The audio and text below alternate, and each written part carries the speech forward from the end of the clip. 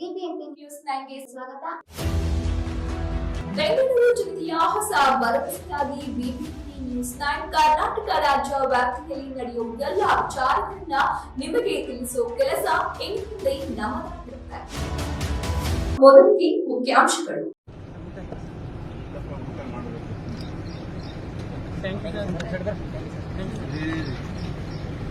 ಆಯ್ತು,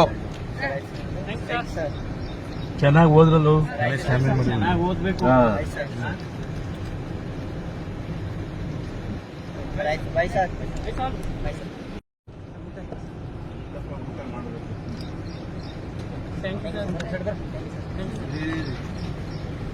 ಆಯ್ತು, ಚೆನ್ನಾಗಿ ಓದ್ರಲ್ಲ, ಚೆನ್ನಾಗಿ ಓದ್ಬೇಕು.